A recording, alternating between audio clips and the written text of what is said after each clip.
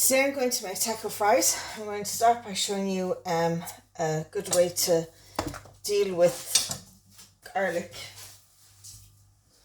So I showed you before my little implement I have, but today I just want chopped garlic. So an easy way to peel it, because garlic can be sticky and annoying. Take off the top and the end. Get rid of the little bits. And then flatten the garlic with your knife. You hear it crack. And then the peel just comes off really easily. See, no peel left. And then just finely dice it.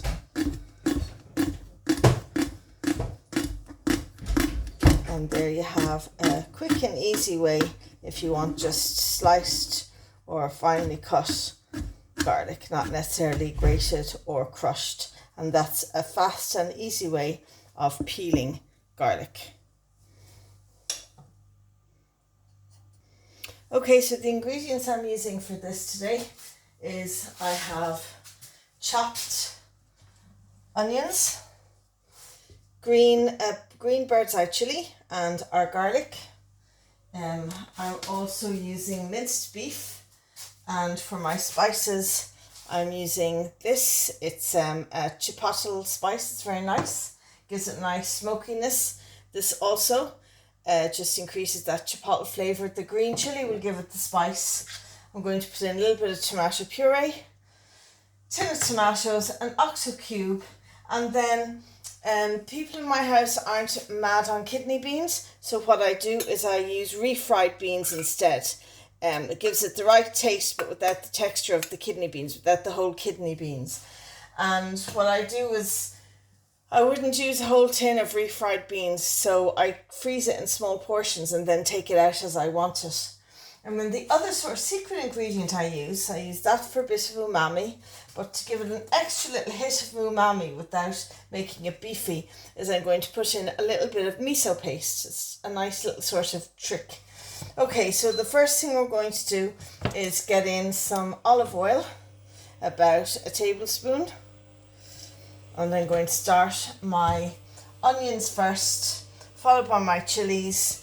Then we'll have the garlic. The garlic goes in last for a shorter time because otherwise it might burn. Okay, so let's get our onions in. Here them fine. I'm going to fry them off for a few seconds before I put in the chilies. Get them started.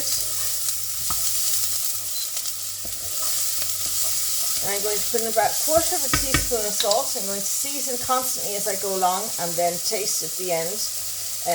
Onions, if you put in a little bit of salt with them, it actually brings out their sweetness, and a little twist of pepper. I use this one. Well, this is just black peppercorn, so it's nice, but if you can get the rainbow peppercorn, that's nice too. It's not quite as harsh. Okay, so then once that's just fried off for literally about 20 seconds or so, I'm going to put in the chilies. Let them cook out for a minute or two, not a minute or two, like 10 seconds. Just give them a quick start them off. And then we're going to put in the garlic, last but not least. And the garlic only needs to cook for about 30 seconds. And then once all of those are in, we're going to add in our beef. Okay, mince goes in, and we give it break it up and stir it around. So you want to fry this off so the mince is nearly like a sort of breadcrumb texture. At this point you want to season again. Put about 1/2 teaspoon of salt and another twist or two of pepper. So 7 twists of pepper, and then just keep frying off the meat. Now you just keep stirring and breaking it up like that till it's browned all over and it resembles breadcrumbs. Now we're going to start adding in some of our other ingredients. So first of all, tomato puree. I'm using, I'd say it's about a tablespoon of tomato puree, but it just depends on how tomatoey you want it.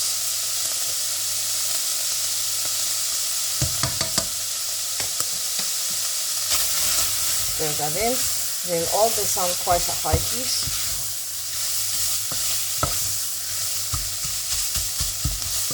Okay, once that's stirred in, we're going to add in our teaspoon of, I'm going to use a teaspoon, a very large teaspoon, but a teaspoon nonetheless, of the miso paste.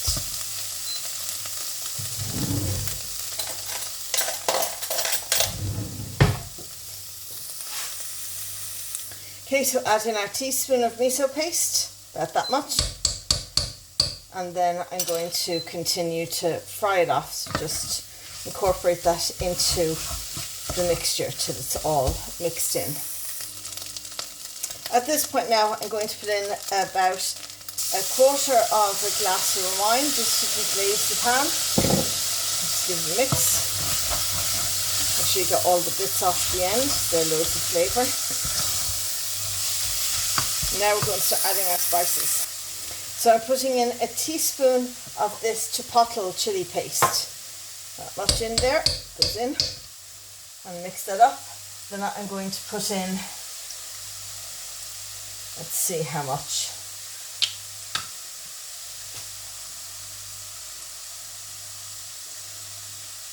So about another teaspoon of this stuff. This is great, it's lovely and smoky.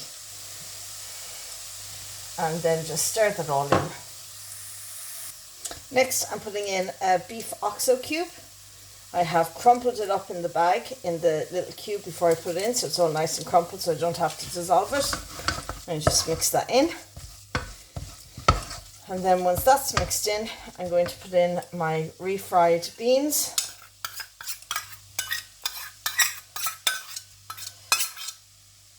Mix those in.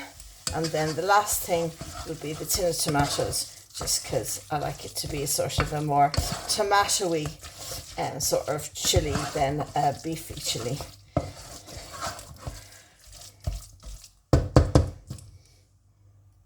Okay, so the tomatoes go in. And then the sort of final thing, anytime you're cooking with tomatoes, tomato paste, fresh tomatoes, or like that, a tin of chopped tomatoes, you always have to add in some sugar. Now, the aim isn't to make it taste really sweet. The aim is to just take off the very sharp acidity of the tomatoes and leave the really nice fresh tomatoiness. So I'm going to put in 2 teaspoons of sugar. And that should do it, but I'll taste it later. And if I think it needs more sugar, I'll add more sugar.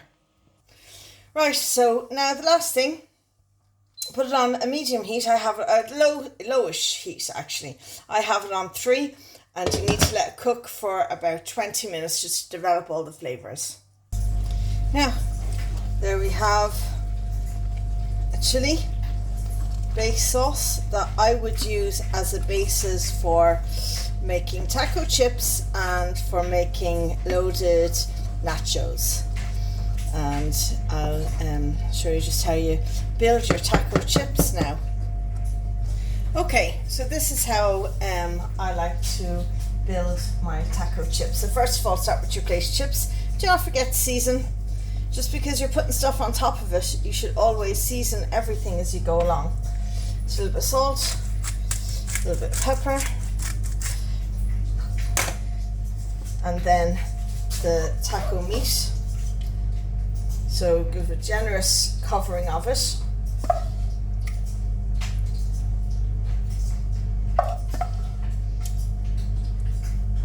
Okay, all over. This is a very big portion. You could obviously do it like way smaller. Now, a little trick that I do, which is not usually in taco chips, but just gives it a sort of lovely extra creaminess and freshness, is to put on some sour cream, a few dollops of sour cream. Okay, about 4 little dollops, 4 little teaspoons.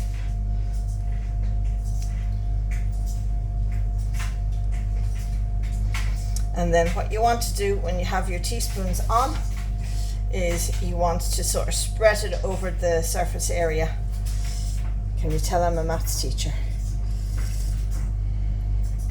Okay, so give it a relatively even, doesn't matter if it mixes in with the mince a little bit, it's all going in the same place.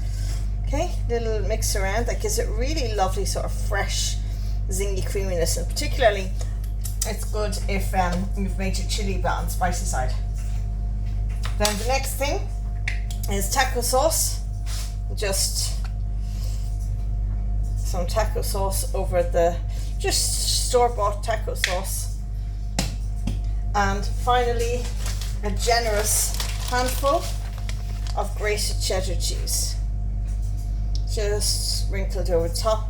And there you have an absolutely delicious homemade taco fries.